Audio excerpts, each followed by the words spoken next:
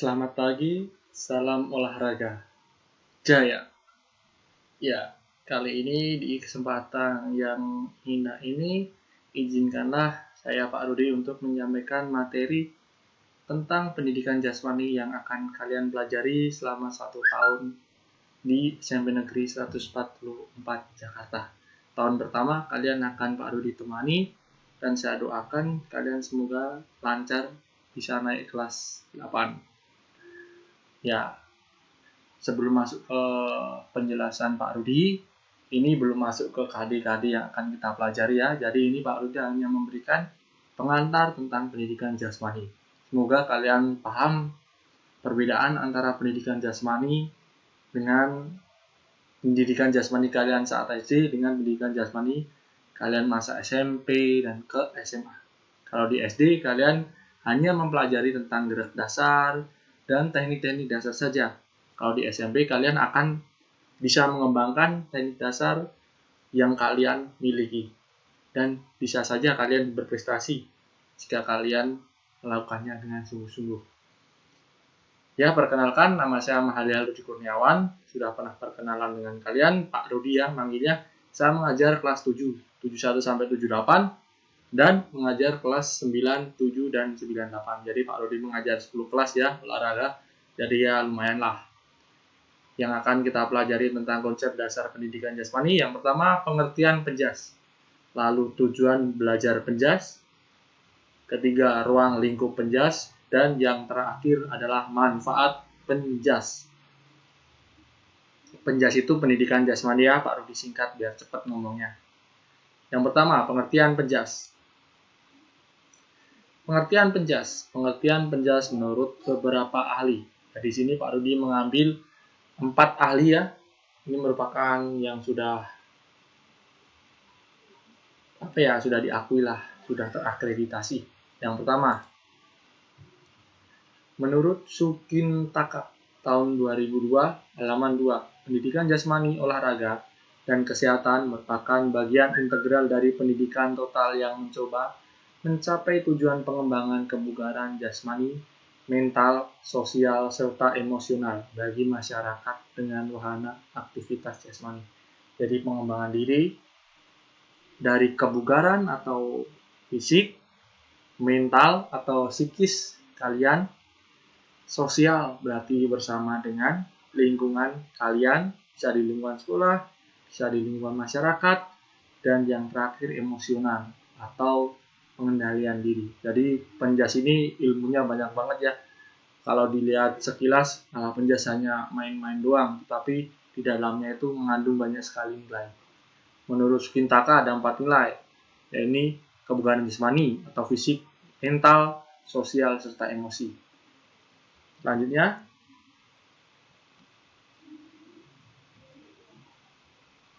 oleh ahli yang kedua, Samsudin, tahun 2008, halaman 2. Pendidikan jasmani adalah suatu proses pembelajaran melalui aktivitas jasmani yang didesain untuk meningkatkan kebugaran jasmani, mengembangkan keterampilan motorik, pengetahuan dan perilaku hidup sehat dan aktif, sikap sportif dan kecerdasan. Ya lebih detail lagi ya, dari yang pertama tadi ada 4 aspek, yang ini diperjelas lagi dengan jadi pendidikan jasmani tidak asal gerak di lapangan, semua itu sudah didesain sedemikian rupa dan memiliki tujuan pastinya. Mengembangkan keterampilan motorik, pengetahuan dan perilaku hidup sehat, aktif, sportif dan emosional. Ya di sini sudah Samsudin di sini sudah menyinggung tentang yang akan dinilai dalam pendidikan jasmani. Ada 3 aspek supaya kalian tahu ya. Yang pertama itu aspek psikomotorik atau keterampilan. Keterampilan gerak itu aspek yang pertama. Yang kedua ada aspek kognitif atau pengetahuan tentang pemahaman kalian tentang penjas, apa itu cetak bola, apa itu tenis meja, apa itu bela diri, apa itu aktivitas air, nanti kita pelajari selama 1 tahun ini. Yang ketiga ada aspek tentang keaktifan atau afektif kalian, atau biasa dikenal dengan penilaian sikap. Ya, jadi saat di lapangan sikap kalian seperti apa, tanggung jawab kalian seperti apa, misal di lapangan Kalian bertanggung jawab, selalu membuang sampah pada tempatnya, rajin piket mengambil bola, misal guru belum datang kalian mengingatkan gurunya, yaitu merupakan penilaian sikap afektif yang mantap alias bagus. Jika afektif kalian jelek, semisal contohnya, orang yang afektifnya, nilainya afektif pasti jelek itu datang terlambat. Ketika ke lapangan malah jajan bawa es, itu tidak boleh dilakukan. Lalu saat bermain sepak bola semisal itu tidak sportif, itu tidak mencerminkan nilai afektif yang bagus. Tidak boleh dilakukan di lapangan. Yang ketiga, dari prosdiani, pendidikan jasmani adalah proses pendidikan yang memanfaatkan aktivitas jasmani yang direncanakan secara sistematis. Ya, direncanakan tadi sudah disampaikan oleh ahli sebelumnya untuk mengembangkan dan meningkatkan individu secara organik, neuromuskuler, perseptual, kognitif, dan emosional dalam kerangka sistem pendidikan nasional. Ya, ini lebih detail lagi. Organik, neuromuskuler, perseptual, kognitif, dan emosional. Next, ahli yang keempat, Mulyanto, tahun 2014, halaman 34. Pendidikan jasmani adalah proses belajar untuk bergerak dan belajar melalui gerak. Jadi belajar melalui gerak, ciri dari pendidikan jasmani, belajar melalui pengalaman gerak untuk mencapai tujuan pengajaran melalui pelaksanaan aktivitas jasmani, bermain, dan olahraga.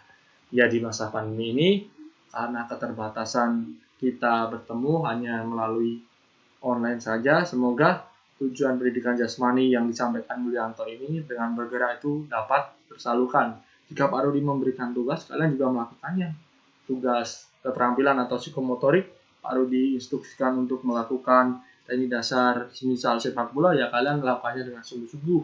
Diawali dengan pemanasan, lalu melakukan gerakan dengan benar, semisal bersama teman kalian bisa saling mengkoreksi, menanamkan jiwa sportif, tanggung jawab, dan jangan lupa setelah olahraga kalian pendinginan dan jangan lupa mandi. Dan yang terakhir dari Debdiknas tahun 2006 halaman 131, pendidikan ini nanti kesimpulan dari berbagai ini sederhana dari Debdiknas, pendidikan jasmani, olahraga, dan kesehatan. Ini PJOK ya. Jadi PJOK artinya suatu mata ajar atau pelajaran yang diberikan di suatu jenjang sekolah, di sini jenjang kita SMP, yang merupakan salah satu bagian dari pendidikan keseluruhan yang mengutamakan aktivitas jasmani dan pembinaan hidup sehat untuk bertumbuh dan berkembang jasmani, mental, sosial, emosional yang serasi, selaras, dan seimbang. Mungkin penjelasan ini cukup jelas, silakan kalian pahami. Masuk ke tujuan pendidikan jasmani. Ya, dari berbagai banyak tujuan, Pak Rudi mengambil 7 saja, 7 tujuan. Karena 7, jadi Pak Rudi ambilnya 7 saja. Yang pertama, mengembangkan keterampilan pengelolaan diri dalam upaya pengembangan dan pemeliharaan kebugaran jasmani serta pola hidup sehat melalui berbagai aktivitas jasmani dan olahraga yang terpilih. Yang kedua, meningkatkan pertumbuhan fisik dan pengembangan psikis yang lebih baik. Fisik dan psikis yang lebih baik. Yang ketiga, meningkatkan kemampuan dan keterampilan gerak. Karena kalau semakin kalian dilatih, akan meningkatkan keterampilan gerak kalian. Yang keempat, meletakkan landasan karakter moral yang kuat melalui internalisasi atau penerapan nilai-nilai yang terkandung di dalam pendidikan jasmani. Ya, di sini lebih menekankan ke afektif kalian ya, moral, internalisasi nilai-nilai yang terkandung dalam olahraga itu apa saja kira-kira? Tanggung jawab, sportivitas, kerjasama, lalu masih banyak lagi. Silakan nanti kalian cari nilai-nilai yang ada di olahraga. Yang kelima, mengembangkan sifat sportif, jujur, disiplin. Nah, di sini merupakan nilai-nilai olahraga dari poin yang keempat. Mengembangkan sikap jujur, sportif, disiplin, tanggung jawab, kerjasama, percaya diri, dan demokratis. Yang keenam, mengembangkan keterampilan untuk menjaga keselamatan diri sendiri, orang lain, dan lingkungan. Ini tanggung jawab ya. Yang ketujuh, memahami konsep aktivitas jasmani dan olahraga di lingkungan yang bersih, sebagai informasi untuk mencapai pertumbuhan fisik yang sempurna, pola hidup sehat, dan kebugaran terampil serta memiliki sikap yang positif. Jadi orang yang melakukan olahraga atau dengan sungguh-sungguh menjalankan pendidikan jasmani itu pasti orang yang bersifat positif. Kalau sikapnya nggak positif berarti dia itu tidak sungguh-sungguh, tidak menginternalisasi atau tidak menerapkan nilai-nilai penjas di dalam aktivitasnya. Next, kita masuk ke ruang lingkup penjas. Ruang lingkup penjas ada 7. Yang pertama, permainan dan olahraga. Meliputi olahraga tradisional, permainan, eksplorasi gerak, keterampilan lokomotor, non-lokomotor, dan manipulatif. Terdiri dari atletik, kasti, ronde, sepak bola, dan masih banyak lagi olahraga permainan dan olahraga ini. Ya, Pak Rudi tidak usah menyebutkan, ini pasti banyak, kalian juga sudah tidak asing lagi permainan dan olahraga itu apa. Yang kedua, aktivitas pengembangan meliputi mekanika, sikap tubuh, komponen kebugaran jasmani, dan bentuk postur tubuh serta aktivitas lainnya, yaitu pengembangan diri ya. Misal kalian bisa lebih mengembangkan diri dengan aktivitas misal melatih kebugaran dan lain-lain, itu bisa masuk ke dalam aktivitas pengembangan. Nanti kita juga ada mempelajari ini dalam KD, kalau tidak salah semester 2 akan mulai melakukan aktivitas pengembangan ini. Next, aktivitas 6 meliputi ketangkasan sederhana, ketangkasan tanpa alat, ketangkasan dengan alat dan senam lantai, serta aktivitas lainnya. Ya, jadi nanti ada aktivitas senam, ini merupakan salah satu dari ruang lingkup pendidikan jasmani. Jadi senam beda dengan senam ketangkasan, ini beda dengan senam yang kalian di SD ya, kayak SKJ, pocok-pocok itu nanti sendiri ruang lingkupnya. Aktivitas rimit. Ya, ini aktivitas rimit ini yang kalian pelajari di SD ya. Ada gerak bebas, senam pagi, senam SKJ, dan senam aerobik serta aktivitas ritmik berarti menggunakan lagu. Ya, nanti kalian akan mempelajarinya juga di SMP. Next, aktivitas air meliputi permainan di air, keselamatan di air, keterampilan bergerak di air, dan renang serta aktivitas lainnya. Lalu, pendidikan luar sekolah, ada piknik, karya wisata, pengenalan lingkungan berkemah, menjelajah, dan mendaki gunung. Ini akan kita pelajari juga di penjas.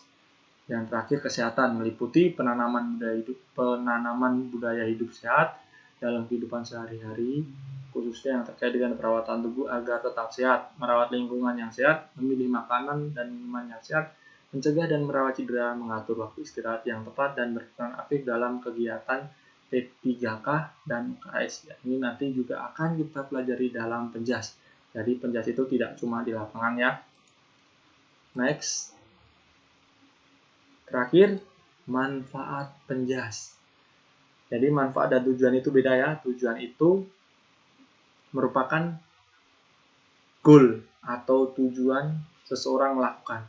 Kalau manfaat itu impact. Jadi mereka itu berimpact atau memberikan pengaruh terhadap orang-orang di sekitar dan juga terhadap diri sendiri. Yang pertama, memenuhi kebutuhan anak akan gerak. Ini pasti kalian akan suka. Yang dua, mengenalkan anak pada lingkungan dan potensi dirinya. Kalian bisa mengembangkan diri kalian. Ketiga, menanamkan gerak dasar keterampilan. Dan yang terakhir, proses pendidikan secara serempak, baik fisik, mental, maupun emosional. Jadi manfaat ini jika bisa kita serap untuk diri kita, maka sangat bermanfaat penjas SMP kali ini materi-materinya. Ya, sekian penyampaian paparan materi dari Pak Rudi. Semoga bermanfaat buat kalian. Untuk tugasnya, nanti silakan kalian simak di Google Classroom. Jangan lupa like, komen, dan subscribe. Jangan lupa absen di bawah ya di kolom komentar. Terima kasih. Salam olahraga.